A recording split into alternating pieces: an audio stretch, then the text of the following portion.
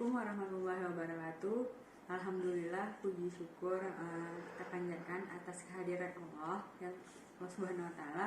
Pada hari ini saya akan mempresentasikan tentang teori probabilitas. Yang pertama, saya akan menjelaskan tentang variabel noise dan juga acak. Pengukuran yang mengandung noise apabila pengamatan dilakukan berulang kali, maka hasilnya akan berbeda-beda. Di gambar di samping dapat dilihat pada grafik A, histogram menunjukkan data dari 200 pengulangan percobaan di mana datum D diukur. Noise menyebabkan pengamatan menyebar terhadap nilai rata-ratanya, di mana D sama dengan 5. Untuk grafik B merupakan fungsi kerapatan probabilitas atau probability density function atau disingkat dengan PDF dari data D. Untuk gambar C ini merupakan gabungan dari histogram yang biru dan juga PDF yang B warna merah, menunjukkan bahwa histogram memiliki bentuk yang mirip dengan PDF. Kemudian pada gambar 2 menunjukkan daerah yang diarsir PD delta D dari fungsi densitas probabilitas PD memberikan probabilitas P bahwa pengamatan akan berada di antara D dan juga D plus delta D. Untuk gambar ketiga, di sini menunjukkan titik maksimum DML dari fungsi densitas probabilitas PD memberikan nilai yang paling mungkin dari datum D. Secara umum, ini nilainya menunjukkan hasil yang berbeda-beda dari rata-rata datum yang berada pada titik keseimbangan dari distribusi. Kemudian pada gambar 4 di sini ada gambar A dan juga D menunjukkan bentuk parabola terbalik di mana QD sama dengan D dikurang D kuadrat digunakan untuk mengukur lebar dua fungsi densitas probabilitas PD. Kemudian untuk gambar B dan E memiliki mean atau rata-rata yang sama dengan D, tetapi lebarnya berbeda-beda. Kemudian produk QP di mana lebih kecil untuk fungsi yang sempit. Untuk gambar C memiliki puncak besar untuk distribusi yang lebih luas. Untuk gambar F, daerah arsir orange di bawah QP adalah ukuran lebar dari fungsi PD dan disebut varians. Varians dari A dan F berturut-turut adalah 0,5 kuadrat dan 1,5 kuadrat.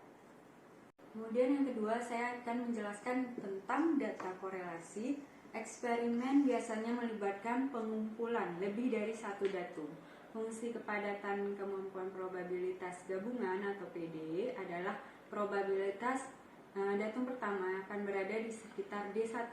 Yang kedua akan berada di sekitar D2 dan juga seterusnya. Untuk persamaannya dapat dilihat fungsi kepadatan probabilitas untuk variabel acak tunggal yaitu PD sama dengan P D1, kemudian PD2, PD3 sampai dengan PD Dn.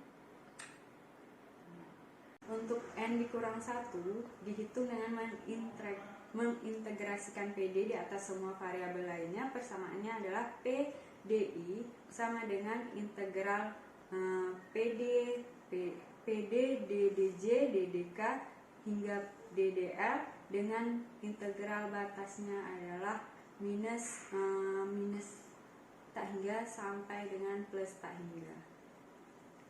Kita dapat melihat gambar di samping yaitu fungsi densitas probabilitas PD1 D2.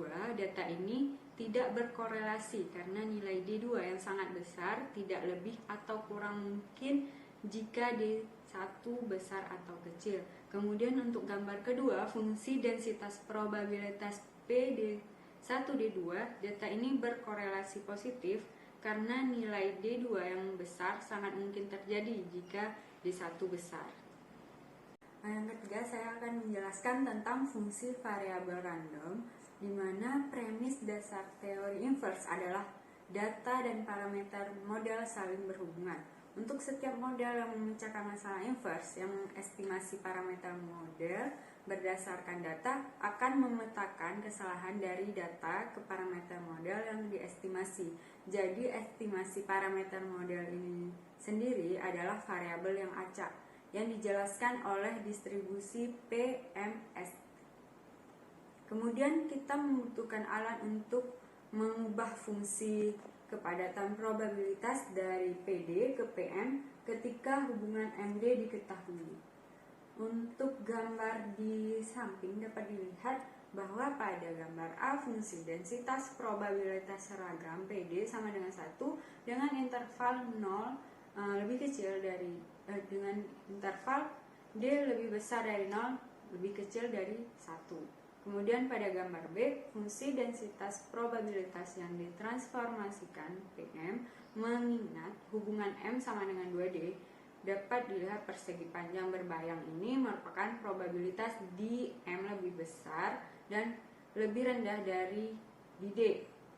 Kemudian yang gambar kedua untuk yang A, fungsi kerapatan peluang seragam PD sama dengan 1 dengan interval D lebih besar dari 0 dan lebih kecil dari 1. Untuk gambar yang B, fungsi kepadatan probabilitas PM merupakan hubungan M sama dengan D kuadrat.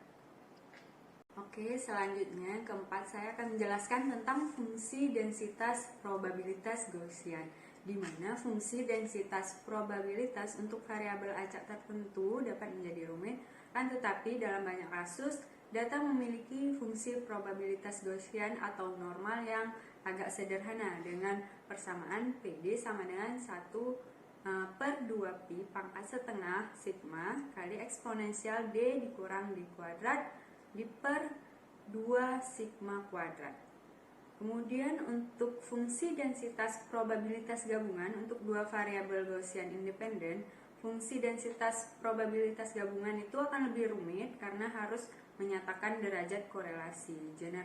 Generalisasi yang tepat dapat ditunjukkan dengan persamaan PD sama dengan 1/2pi pangkat n per 2 dikali determinan cof D pangkat setengah dikali eksponensial minus setengah dikali D dikurang D transpose dikali cof D inverse dikali D dikurang D. Oke, yang kelima saya akan menjelaskan tentang pengujian asumsi statistik Gaussian dengan metode pemecahan masalah inverse yang dapat diterapkan setiap kali data menunjukkan statistik Gaussian. Di sini ada persamaan n variabel acak Gaussian xi masing-masing dengan mean 0 dan varians unit. Persamaannya dapat dimisalkan dengan x kuadrat sama dengan sigma xi kuadrat dengan batas i sama dengan 1 sampai dengan k. Yang selanjutnya ada fungsi yang menghubungkan xi ke x kuadrat k adalah non-linear, jadi 2k tidak memiliki fungsi kepadatan probabilitas Gaussian. Persamaannya akan sedikit lebih rumit, di mana px kuadrat k sama dengan 1/2 pangkat k per 2 dikali k per 2 dikurang 1 faktorial dikali x kuadrat k pangkat k per 2 dikurang 1 dikali eksponensial minus setengah dikali x kuadrat k. Yang keenam, saya akan menjelaskan tentang fungsi densitas probabilitas bersyarat. Untuk fungsi densitas probabilitas bersyarat ini tidak sama dengan P, D1, D2 meskipun saling berkaitan. Perbedaan utamanya adalah sebenarnya hanya fungsi densitas probabilitas dalam variabel D1 dengan variabel D2 yang memberikan informasi tambahan yang lebih lengkap. Jadi kita harus menormalkan P D1 D2 dengan membaginya dengan total probabilitas terjadinya D1 dengan nilai spesifik untuk D2. Untuk persamaan probabilitas bersyarat ini dihasilkan P D1 D2 diper dengan P D2. Begitupun sebaliknya untuk nilai spesifiknya apabila diganti untuk D1. Kombinasi dari bentuk persamaan D1 dan D2 ini akan menghasilkan P D1 D2 sama dengan probabilitas bersyarat D1 D2 P D2 sama dengan probabilitas bersyarat D2 D1 P D1. Yang ketujuh ada interval kepercayaan. Konsep interval kepercayaan ini lebih sulit untuk dikerjakan ketika kita berkaitan dengan fungsi kepadatan probabilitas gabungan dari beberapa variabel acak yang saling berkorelasi. Kita harus mendefinisikan dulu beberapa volume dalam ruang data dan juga menghitung probabilitas sebenarnya dari data yang berada di dalam volume tersebut. Bentuk volume ini juga harus ditentukan. Semakin rumit distribusinya, maka akan semakin sulit untuk memilih bentuk yang sesuai dan menghitung kemampuan probabilitas di dalamnya.